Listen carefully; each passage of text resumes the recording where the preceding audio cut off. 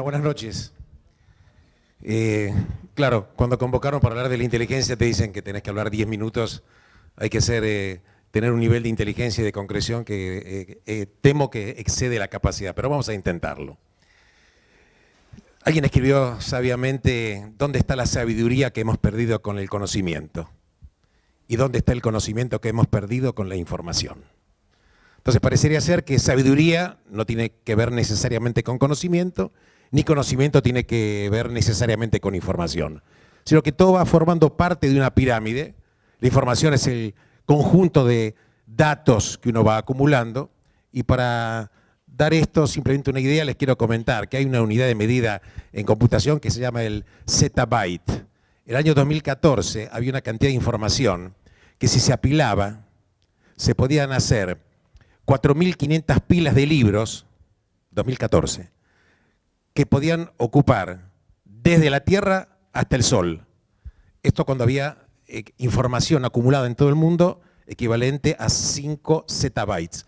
En 2 años la información que hay en el mundo se cuadruplicó. Quiere decir de que esta información multiplíquenla por 4. Algún semiólogo dijo que tanta información, Humberto Eco dijo, es falta de información y de conocimiento, porque estamos abrumados con tanta información. Alguna de ellas es descartable, tenemos que tener la capacidad de saber cuál sirve y cuál no, y después cómo podemos de alguna manera concentrarla para poder llevarla a otro nivel, que la información se transforme en un conocimiento, depurar toda esta, podemos decir, esta cantidad enorme de información y de datos para que tenga algo un poco coherente. Pero claro, después está el nivel de la sabiduría, porque con el conocimiento vos podés tomar decisiones, pero solamente el sabio puede prever la consecuencia de lo que decide. Y este es el tema, y esto está inscrito en el judaísmo. Sabio es la persona que puede saber la consecuencia de sus decisiones. Y este es el gran tema en cuestión. Les quiero dar algunos datos y luego vamos a tratar de dar un poquitito un redondeo a la idea. Datos: el 80% de los chicos que están hoy en la escuela primaria van a trabajar en 15 años o 20 años en trabajos que hoy no existen. El 80%, repito, de los chicos que están en la escuela primaria, dentro de 20 años va a haber trabajos que hoy no existen. El mundo está en una cuarta revolución digital que absolutamente los líderes en Argentina, por supuesto, no tienen la menor idea. Dudo incluso que conozcan lo que es la palabra digital, más allá de saber algún hecho electrónico de música. Los líderes en el mundo en general están como la mujer de Lot, que cuando miró para atrás quedó convertida en sal. Y cuando quedó convertida en sal y paralizada, pudo ver únicamente el pasado. Y no tuvo la posibilidad luego de articular su cuerpo para ver qué es lo que viene. Y lo que viene, señoras y señores, no tiene nada que ver con lo que nosotros estamos acostumbrados a ver ni por asomo. Tengamos la idea que, por ejemplo, la empresa más grande del mundo de taxis no tiene taxis. La empresa que mayor cantidad de libros vende no tiene libros. Y que a corto plazo vamos a tener coches que se fabrican en ninguna planta industrial porque van a ser impresos en tecnología 3D. En China ya están experimentando con construcciones de casa con tecnología 3D, casas que se construyen en 48 horas. El mundo va a marchar, en una época no muy lejana, a cosas que son casi como de ciencia ficción. El doctor Krolovetsky posiblemente va a abundarlo más. Se está hablando ya de nanomedicina, que eventualmente la expectativa de vida va a crecer bastante, y no quiero decir años porque no me quiero jugar, pero hay algunos estudios que dicen que en el año 2050 se puede pensar en sobrevida o expectativa de vida superior a 150 años, porque pueden llegar a implantarse micro aparatitos dentro del cuerpo humano que van detectando problemas y lo van solucionando a medida que los problemas ocurren sin necesidad que uno vaya cuando tenga un síntoma determinado al médico. Estamos hablando de un mundo del cual casi no tenemos noción. Estamos caminando un mundo en el cual, para darles una idea, en 1960 las empresas industriales daban el 30% del trabajo de todo el mundo. Quiere decir, de cada 100 ocupados que había en el mundo, el 30% estaban empleados en industrias manufactureras. Hoy solamente es el 15%. Hoy, 2017. Hoy. Era impensable, 5 o 10 años atrás, que las empresas con mayor capitalización bursátil, las que vengan más en la bolsa, iban a ser empresas diferentes a las petroleras. Sin embargo, las empresas que hoy tienen mayor capitalización bursátil, o sea, mayor nivel, la guita que cuesta la empresa más valiosa, son empresas que tienen que ver con la información. Son empresas que tienen que ver con la información. Para darles una idea, cuando se compró YouTube, Google pagó 1.650 millones de dólares. ¿Saben cuánto vale hoy YouTube? 75.000 millones de dólares. Y esto no sucedió hace muchos años, la compra de Google por YouTube. El mundo está caminando hacia una era impensada. El mundo está caminando también a situaciones que, por ejemplo, hay estadísticas que dicen que en el año 2030, no falta tanto, 5 minutos para la historia, o quizás 1 minuto, el 50% de los trabajos en Estados Unidos tienen altísimo riesgo de ser perdidos. Y el otro 20% tiene un riesgo alto de ser perdido. Quiere decir de que lo que se está estudiando hoy no sirve absolutamente para nada. Quiere decir que lo que se está estudiando hoy no sirve para nada en 20 años. La pregunta es, ¿vale la pena estudiar? ¿Para qué estamos yendo? Estamos formando profesionales para que cuando se reciban sean especialistas en algo que no va a tener sentido. Hoy hablamos mucho del especialista. Y el especialista, como una vez un filósofo escribió, es una persona que cada vez sabe más y más hasta que al final sabe todo de prácticamente nada. Y entonces este es un poco el engaño del cual hay que salir del entrampamiento. El conocimiento es importante, pero no es lo más importante. Lo más importante es tener la capacidad de aprender cosas nuevas. Saber que, en consecuencia, uno tiene que hacer frente a desafíos que son inéditos. No tener miedo al cambio, resistencia al cambio. De esto se viene hablando hace muchísimo tiempo. Cada vez que en una empresa vos, por ejemplo, querés hacer algo, crear un departamento nuevo, cambiar a veces un formulario o un sistema nuevo, se arma un gran, discúlpeme la expresión, un despelote, porque parece ser que se viene el mundo abajo. El ser humano tiene resistencia al cambio. Tiene resistencia al cambio en todos los planos, en el trabajo, en su vida social, en sus relaciones personales. Cambiar cuesta. Cambiar cuesta. Porque la verdad, cambiar implica un riesgo. Alguien escribió que a veces hay personas que por tener miedo a hacerse a la mar, terminan muertos insolados en la playa. Y este es un poco el desafío que nosotros tenemos que aprender.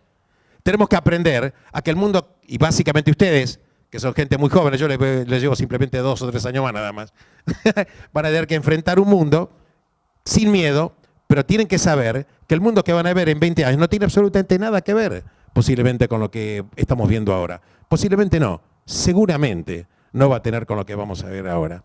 Pero no hay que tener miedo, porque siempre que hay un sueño, hay un camino. Siempre que hay un sueño, hay un camino. Esto es así, no hay ninguna duda. Tener la tranquilidad y la flexibilidad, un poco como lo que decía acá la persona que me antecedió en la charla, que tenemos que tener esa flexión muscular y estirar esta estilización mental para poder adaptarnos al cambio. Los cambios que se están generando están realizándose de manera exponencial en lapsos cada vez muchísimo más pequeños de tiempo. Muchísimo más pequeños de tiempo. Muchísimo más pequeños de tiempo. Y esto es lo que nosotros tenemos que tener en cuenta. Esto es lo que tener en cuenta. Entonces, cuando tenemos esto, tenemos que saber que si el mundo, a mí me tocó hablar un poquitito de la inteligencia y el liderazgo, un poco qué líderes tenemos que van a poder conducir ese proceso. No estoy hablando ya en consecuencia de la parte empresaria, sino que voy a hablar un poco más de lo que yo manejo, que también es la política internacional. Cuando nosotros hablamos de liderazgo, tenemos que hablar de líderes que también sepan ser conscientes y responsables de lo que deciden. Fijémonos el caso, por ejemplo, de Cataluña. Más allá de que si Cataluña le corresponde o no ser, digamos, apartarse del Reino de España. Unos dirán sí, otros dirán no. Pero en general los seres humanos tenemos una tendencia a opinar en base a lo que leímos. Somos copio y pego. Copio y pego. Entonces la gente tiene una tendencia a creer que lo que yo opino en realidad es lo que yo opino, pero en realidad terminamos siendo prácticamente loros que repetimos, pero no nos tomamos el trabajo de ir a las fuentes, porque la verdad que el tema de Cataluña es un ejemplo que tiene motivos históricos por los cuales los catalanes no se volvió, por lo menos el 50% de Cataluña no se volvió loco, que de golpe decidió querer irse de España. Pero la verdad es que cuando Rajoy de España decide hacer esa represión brutal con más de 900 heridos, una cosa salvaje, estúpida, impensable, cambia un poco el tema de la historia. ¿Qué quiere decir?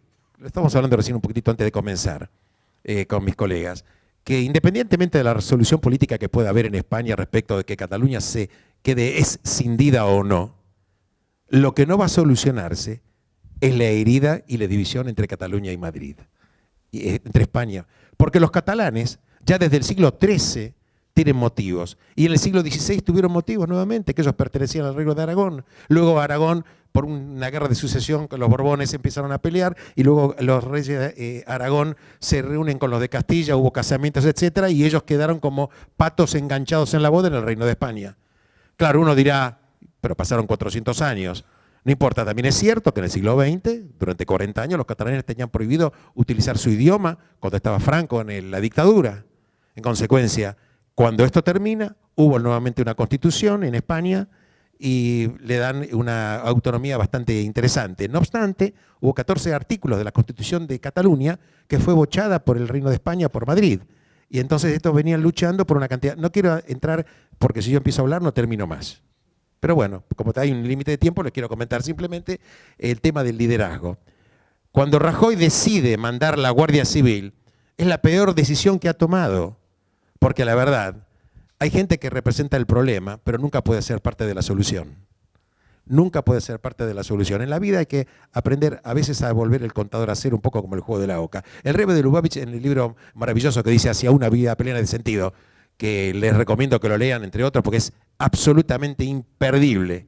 Imperdible. Y él, cuando una de las cosas que habla, ¿qué es aprender? Aprender es como una aguja hipodérmica. Uno tiene que, la aguja hipodérmica, para poder hacer efecto, claro, hay que calzar el remedio y el líquido dentro de la aguja. Pero, ¿qué hace la aguja, la jeringa? Extrae el aire completamente y provoca un vacío. Cuando provoca el vacío, ahí se posibilita que entre el remedio. Cuando nosotros queremos aprender y no borramos las estructuras previas, estamos llenos del conocimiento viejo y no permitimos nosotros hacernos seres pasibles de tener un conocimiento nuevo, un conocimiento nutricio, un conocimiento diferenciador. Y esto es lo que nosotros tenemos que aprender. No tener miedo al cambio. No tener miedo a tomar riesgos, no digo riesgos estúpidos. Porque el peor error, y el peor error que puede contener un ser humano y tener un ser humano, es no querer arriesgar. Es la fórmula del fracaso. No digo tomar riesgos estúpidos, no digo tomar riesgos impensados. La vida es camino, la vida es lucha, la vida es tarea. Y repito, con esto trato de cerrar un poquitito, es que siempre que hay un sueño, siempre hay un camino.